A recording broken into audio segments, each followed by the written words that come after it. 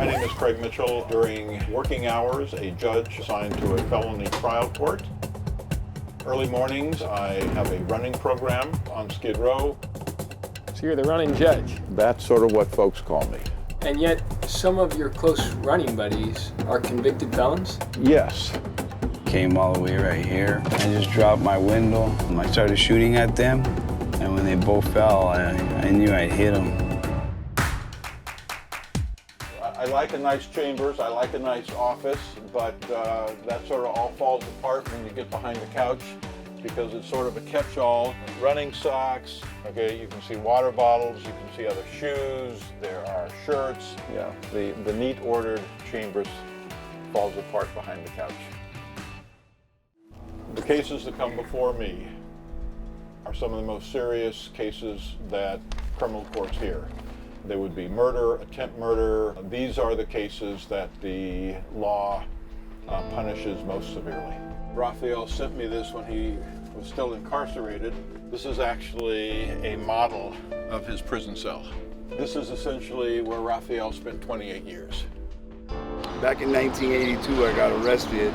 First time I came here was to get sentenced to 36 years of life in this courthouse. I mean, at the time, you know, for the first 25 years, it was very difficult for anyone to ever get out of prison.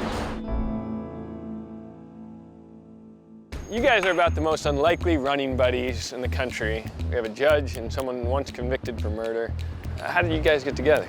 It was 2004, and I had to appear before a parole board hearing to consider me for possible release. He happened to be the deputy district attorney there. I was convinced at that point that Raphael was not the same person who had committed the crime that put him in prison. When I got out, I came right here to this courthouse, came to visit him, and I went to give him a handshake, and he just says, "You ain't gonna get away with that," and he gave me a big hug. One day he just says, "Hey, why don't you come and run with us?" And I go, "Run where?" And he said, "In Skid Row."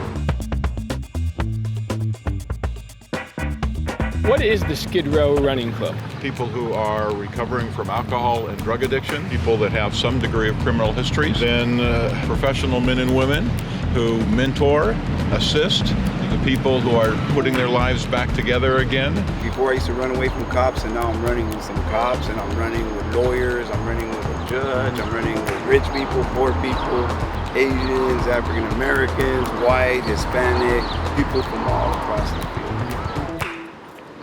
Regardless of choices that we have made, regardless of titles that we bear, degrees that we may be able to hang on the wall, if we get past all the superficial things, we can relate to other people in a very meaningful way, regardless of their circumstances.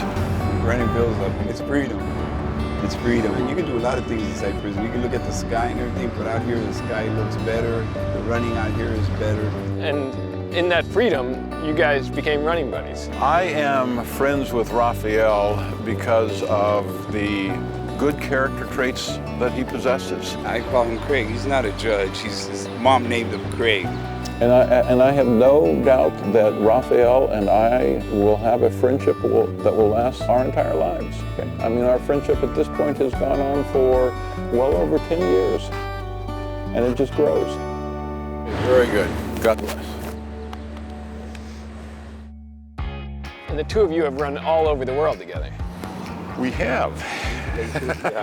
Where? We've been to Rome, we've been to Florence, Hanoi, Da Nang, Ho Chi Minh, Jerusalem recently. Your example around the world, running together and then connecting with those communities, just shows that people coming together. I'm Michael Koenigs, the host of More in Common. And if you have a story idea, be sure to comment below and subscribe for our next episode.